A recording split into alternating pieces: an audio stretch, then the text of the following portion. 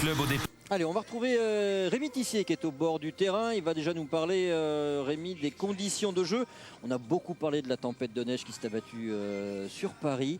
Et vous savez quoi, ce midi, les gens étaient en terrasse à Vannes. Rémi, Oui. vous nous confirmez, il fait un peu frais ce soir, Ouais. mais terrain en bon état. Salut Rémi.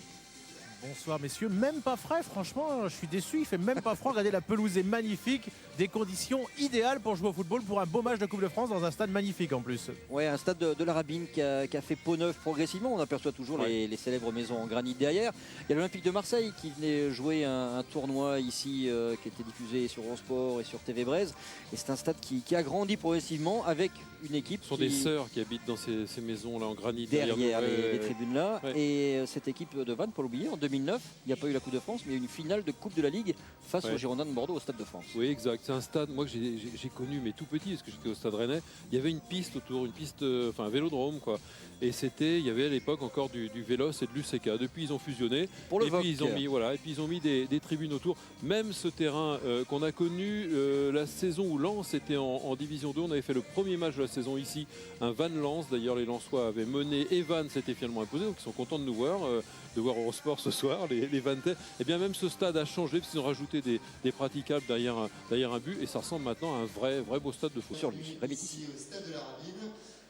En compagnie de Guillaume. Guillaume, ça fait quoi d'affronter Guingamp en Coupe de France? C'est un grand plaisir de jouer contre ses anciens coéquipiers. Maintenant, on va tout faire pour les battre, et c'est le principal. Racontez-nous un petit peu cette épopée il y a 2 ans. Il y avait Trévisan comme premier gardien. Vous, c'était la Coupe de France. Ouais, j'étais titulaire en début de saison.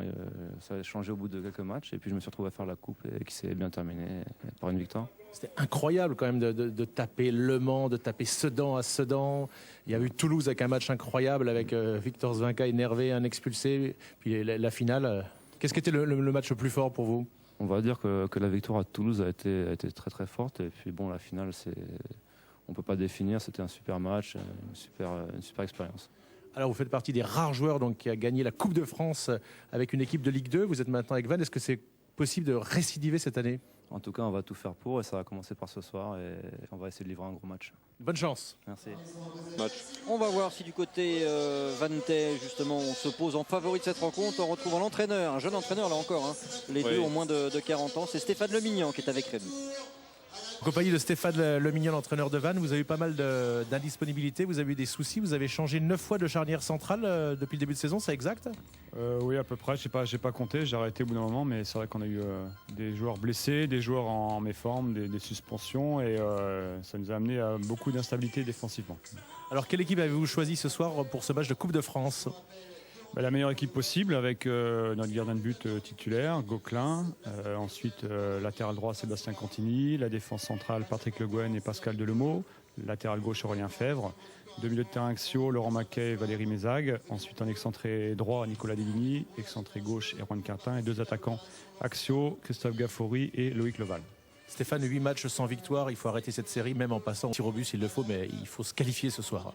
Oui, il faut se qualifier parce que c'est important pour la confiance. On sait qu'on a une spirale un petit peu négative, et n'importe quelle victoire est importante. C'est pas la même compétition que le championnat, mais aujourd'hui il faut rebondir et repartir de l'avant en se qualifiant pour les 32e de finale. Bonne chance. Merci.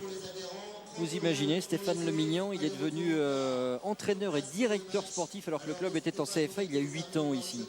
C'est quand même aussi vers 27, 28 ans. Quoi. Exactement, c'est quand même un homme en devenir. Parce que finale de la Coupe de la Ligue en 2009, on vous le rappelle, c'est pas rien. Et puis là, il conduit toujours cette équipe dans les rangs professionnels. Je suis avec Aurélien Fèvre.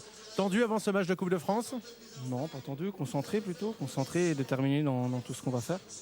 Je crois que ce soir, ça va être un match difficile, comme tous les derbys. Et on va le prendre vraiment au sérieux et tout donner comme on fait depuis 15 jours en championnat. Quand on est joueur de foot, qu'on n'a pas gagné depuis 8 matchs, on se dit qu'une qualification, même à l'arraché au bout de la nuit, on prend. Hein. Ouais, même quand on gagne, quand on gagne tous les week-ends, on prend aussi. Mais c'est vrai que là, on ne gagne pas beaucoup de matchs, donc c'est une victoire qui va être importante et qu'on va tout donner pour l'obtenir. Pour dominer Toulouse. Vous vous souvenez des images de Fred Godard? Je crois que c'était. Est-ce que c'était Fred Godard? Je crois. Avec ces images de Victor Zvinka qui était accroché. Expulsé. Et puis. Gaffori, Christophe de son prénom, qui a redonné l'avantage à la formation locale au Vannetais pour mener au repos 2-1. On va le retrouver dans quelques instants, le buteur, ancien du Sporting de Bastia. Voilà, je suis avec lui, Christophe. Profitez-en, Rémi. Avec l'autre Christophe, bravo, doublé. Ça se passe bien pour l'instant pour vous, personnellement dans ce match déjà. Ouais, bah c'est bien. C'est important en ce moment de se mettre en confiance. On a besoin de mettre des buts aussi. Parce qu'en championnat, c'est pas encore trop ça. Donc c'est important de travailler, de faire des efforts. Et on a vu que ce soir, il y a des opportunités. Donc il faut continuer. Vous avez surtout donné un bon coup de main à vos coéquipiers en remarquant très vite après l'égalisation. Ça, c'était bon psychologiquement. Ouais, mais en fait, c'est tout. C'est tout le monde, c'est tout un groupe. Si derrière moi, il n'y a pas des passeurs, je ne peux pas marquer des buts. Donc c'est vraiment un travail d'équipe.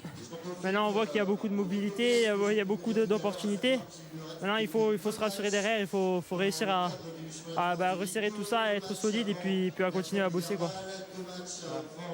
Ouais, franchement beau, hein, ce but de Jean-Luc. Ouais, je voulais justement faire un tout petit commentaire. C'est-à-dire que sur le coup, on pourrait penser que Samassa a hésité quand même à y aller parce qu'il est grand, c'est pas très loin de lui. Il a un ballon qui est un peu dans l'intervalle, qui n'est pas évident. Il doit garder son premier poteau, mais il l'a peut-être gardé un peu trop longtemps parce que c'est une trajectoire quand même qui vient pas trop loin de lui. On va le regarder avec l'ovale. Bon, lui, il doit être au premier poteau effectivement, mais c'est quand même pas très loin de lui. Je pense qu'il est un peu fautif. Il est un peu trop dans la latéralité du terrain, alors qu'il aurait peut-être pu essayer de couper la trajectoire.